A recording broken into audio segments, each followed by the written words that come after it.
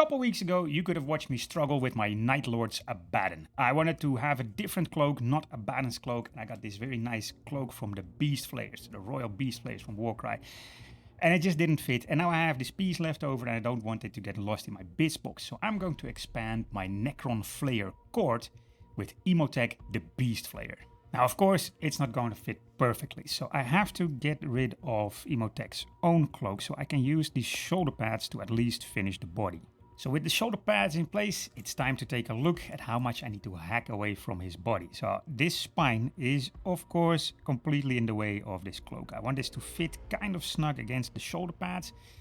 Maybe I can make it look like the spine is being hidden by the flesh cloak or whatever, but all of this I'll have to cut off. And I don't think that's enough yet. I need to get rid of this spine, but I can't really cut it here because it's attached to his back exactly at that point. So if I cut this here, the whole spine will just fall off. But I guess I have to, because otherwise I can't really do anything with this. And I might be able to glue it to these sides and then just get rid of the spine over here. See, now we're getting somewhere. He has lost his spine, but the cloak will fit really quite nicely like this. He'll have his hair stand up behind his head, which I think will look cool from the front as well.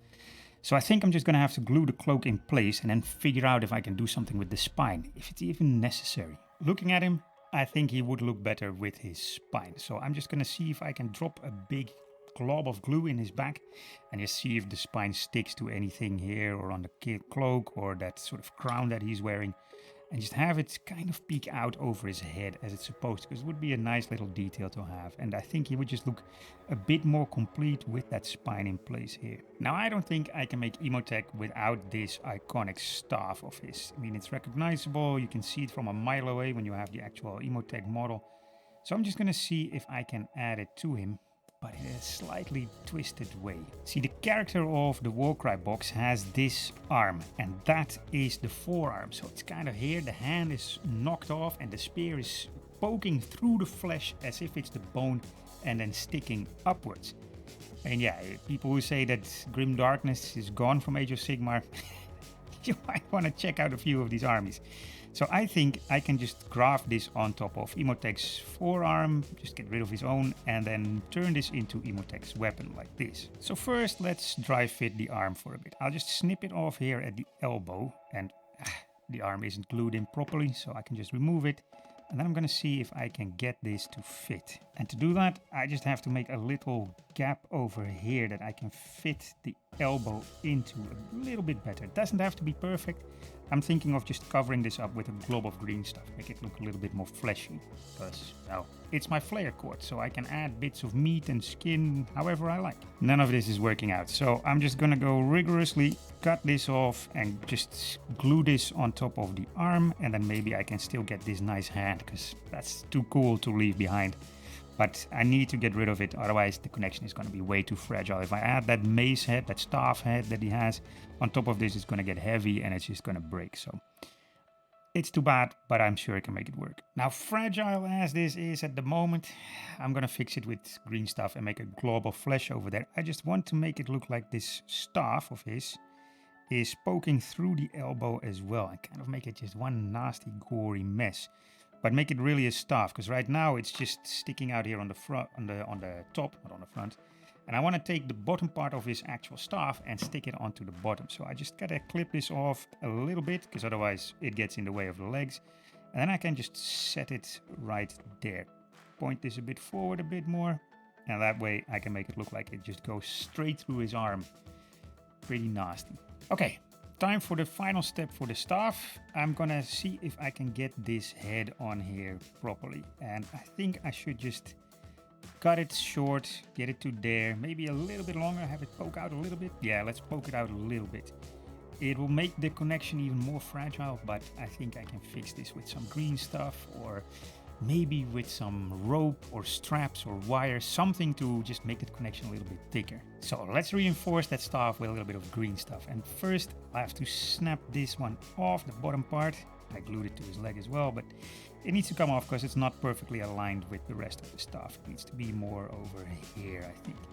So a little bit of glue in there, and now I just wrap this little strap of green stuff around it, make it look like it's maybe skin that's hanging off there. maybe sculpt part of it as part of his arm. I don't know yet. I'm gonna have to see what I can do, because, man, this is fragile as hell.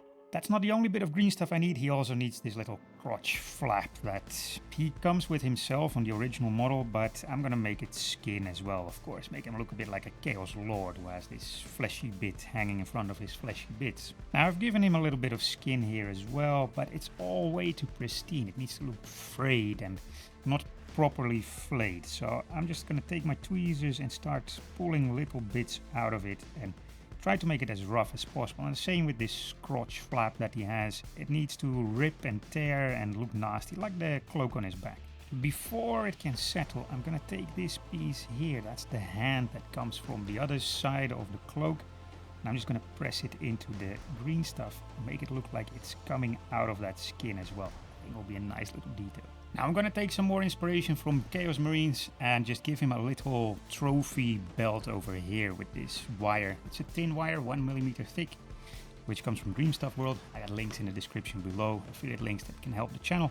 And so I'm just gonna give him this instead of the chain that you normally see on Chaos Marines. And then I'm gonna hang a couple of skulls off there, but not human skulls, because what would a Necron want human skulls for? Not some actual Necron skulls, because my homebrew lore on these Necrons is that they're kind of going insane, and there's other Necrons that haven't gone insane, that don't dress themselves in raggedy bits of skin and flesh and so on. And so they're hunting down the Necrons that are not joining their side. So he needs some nice Necron heads hanging off his belt. And I gave him a little Necron hand as well, because that's what Chaos Marines do too. And now he has this nice fist, this sort of claw here, and I can't not do this. I'm just gonna glue a skull in there, so he's kind of having his Alas Yorick moment by himself here. So let's do a simple Sithkron paint scheme. Dry brushing with some Iron Warriors and then silver for the highlights. And the glowy bits, they just get a layer of Magma Droth Flame, and it's fine to hit the bits around it a bit, get some OSL going. And I got some new enamels that I'm playing with. I can show you some of the progress so far. This is like fluor pink, blue, purple, and this one's orange. And I want to see if this fluor orange works to make this thing look like he's a bit more shiny, and as if the weapon and so on are glowing a little bit more. So just add a little bit of this, see how it works out. Not bad at all for such a quick and dirty effect. I mean, really only a contrast paint and then the enamel. But I think it needs a lighter base coat, maybe something bone color for, well, next mini. I'm just gonna work on the flesh cloak, and I'm gonna do the same stuff as I did with my Necron Judge and the Night Lord's Abaddon.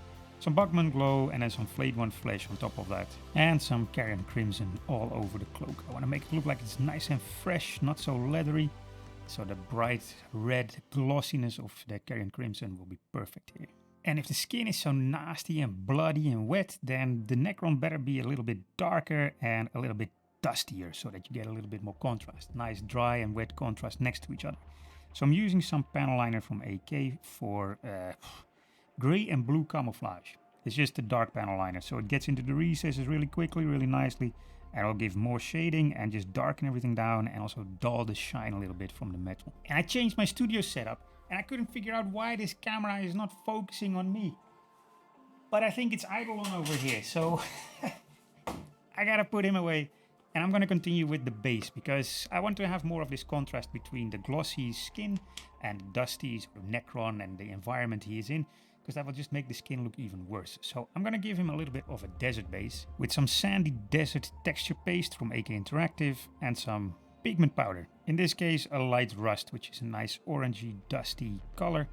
And I will add some to his legs and so on, just make him look like he's part of the environment. And then my Imothek the Beastflayer looks like this. Oh, not Beast Flayer, no, it should be Imothek the Verminflayer, because he's wearing vermin cloaks. So I think Imothek the Verminflayer is a much better name for this overlord than Beast Flayer.